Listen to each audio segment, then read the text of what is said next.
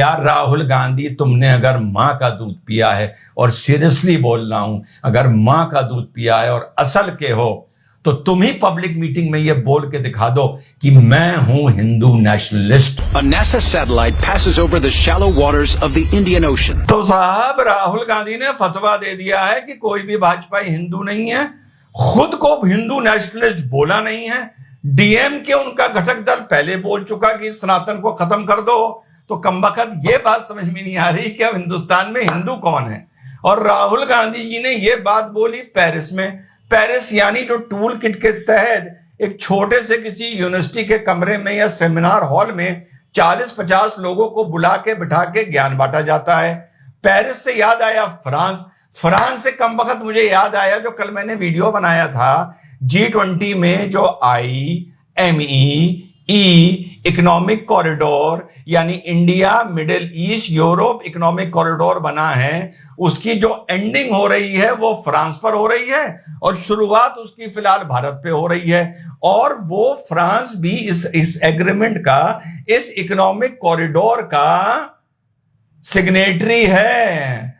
तो जिस फ्रांस में बैठ के वो इस सरकार को गाली दे रहे हैं और इनको तानाशाही सरकार बता रहे हैं कि ये हिंदू नहीं है, किसी धर्म की नहीं है, सिर्फ सत्ता चाहती है, उसी सरकार ने उस सरकार को जहां तुम बैठे हो सेट कर रखा है।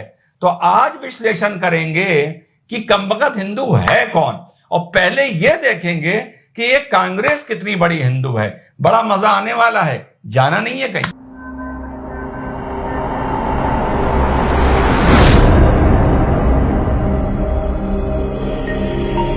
हेलो नमस्कार सत श्री अकाल अस्सलाम वालेकुम, कैसे हैं जनाब? Good good good good good good. देखते जाओ और हमें रेवेन्यू देते जाओ। मिशन भारत को चलाने में तुम्हारी गालियों का बहुत बड़ा योगदान है। तो साहब देखना यह है कि राहुल गांधी जी ने फ्रांस में बैठकर मोदी सरकार के खिलाफ क्या फतवा दिया। फतवा देते हुए वो भूल गए कि यहां की सरकार और फ्रांस की सरकार ने आपस में 2 दिन पहले ही सेटिंग कर ली थी इकोनॉमिक कॉरिडोर बनाने के लिए। तो पहले सुनते हैं माननीय राहुल गांधी जी ने फ्रांस की एक छोटी यूनिवर्सिटी के छोटे कमरे में बैठकर 40 आदमियों के सामने क्या बोला। I've read the Gita, I've read number of the Upanishads, I've read many Hindu books. There's nothing Hindu about what the BJP does.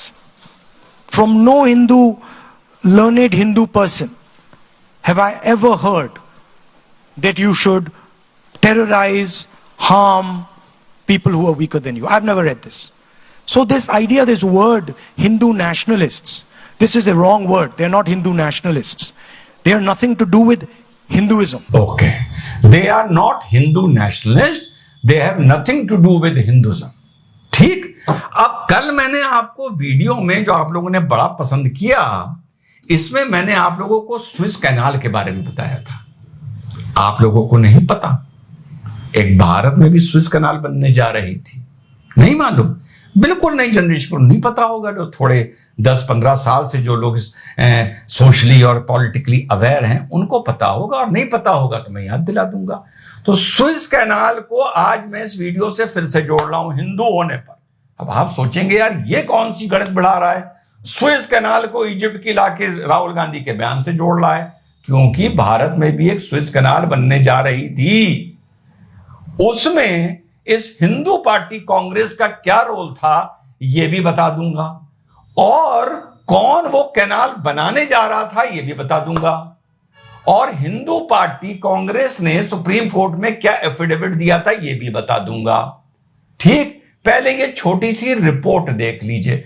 छोटी सी रिपोर्ट है, बड़ी इंटरेस्टिंग रिपोर्ट है, इसके बाद आगे बात करेंगे। ये अब आप लोग देख रहे हैं, अब आप लोग समझ गए होंगे कि यहां बात हो रही है राम सेतु की, जो हर हिंदू, हर सनातनी की आस्था का एक प्रतीक है। A NASA satellite passes over the shallow waters of the Indian Ocean. ये मेरी नहीं है, पहले ये देखिए। अरे आप लोग सोच रहे होंगे यार ये कहां की बात कहां जोड़ रहा है।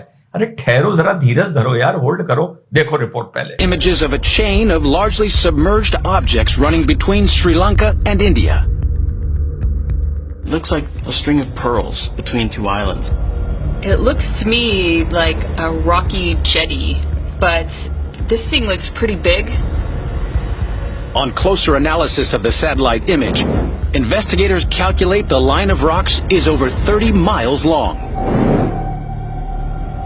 What makes the image especially intriguing is that the rocks are in an area of sea mentioned in an ancient Hindu poem.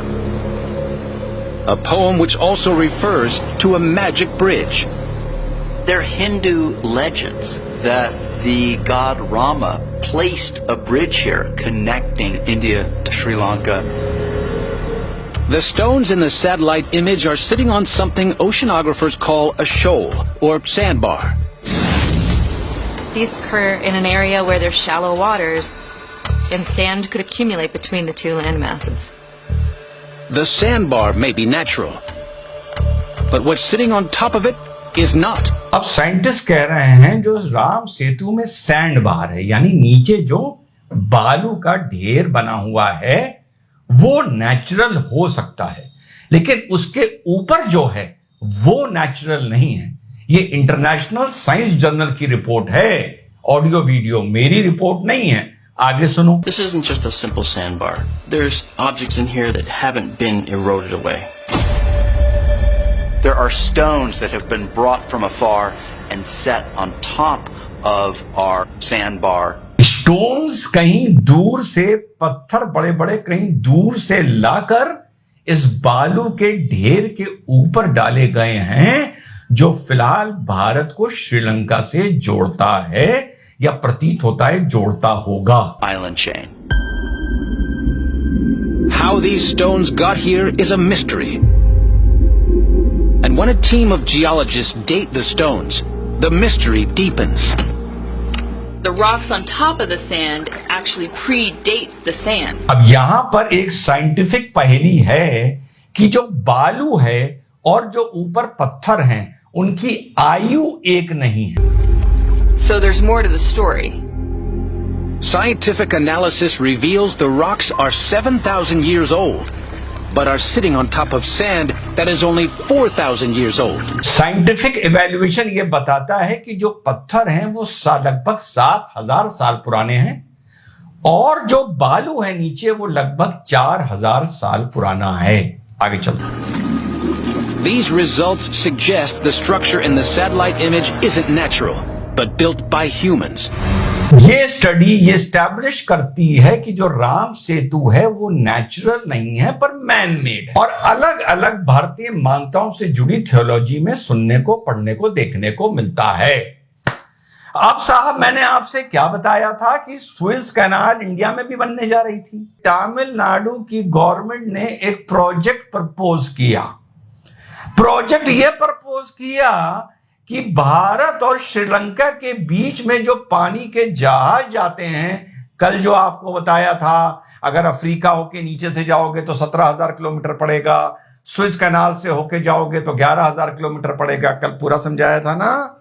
तो साहब तमिलनाडु की डीएमके, कौन सी डीएमके, जिनके पोते साहब करुणानिधि के बेटे एमके स्टैलिन के बेटे उदयनिधि स्टैलिन, जिनके बेटे साहब ने कहा है कि सनातन को खत्म कर देना चाहिए, डेंगू और मलेरिया है, और कल ट्वीट भी किया है कछुआ छाप अगरबत्ती। मैं तो इंतजार कर रहा था G20 खत्म होने का, कोई ना कोई जवाब मजबूत देना चाहिए, आक्रामक नहीं देना चाहिए पर सड़कों पर निकल कर देना चाहिए और बल भर देना चाहिए। मैं इंतजार कर रहा हूं और निराश भी हूं कि जवाब क्यों नहीं दिया जा रहा है।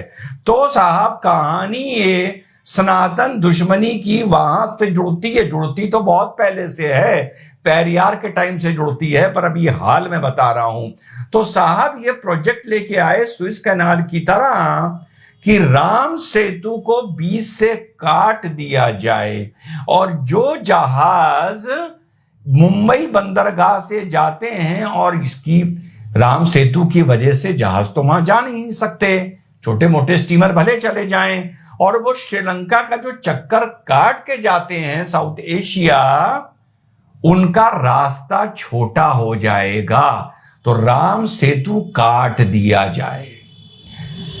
उस टाइम शिपिंग मंत्री कौन थे यूपीए की गवर्नमेंट में? शिपिंग मंत्री यूपीए की गवर्नमेंट में थे बालू साहब, जो डीएमके के एक वरिष्ठ नेता हुआ करते थे।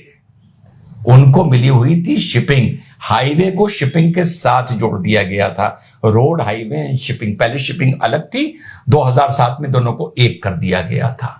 तो इनके दबाव में कि ये पाक स्ट्रेट जिसको बोला जाता है, राम सेतु बीच से कटना चाहिए और स्विस कैनाल की तरह भारत और श्रीलंका के बीच से एक कैनाल निकलनी चाहिए, ना कि श्रीलंका का चक्कर लगा के।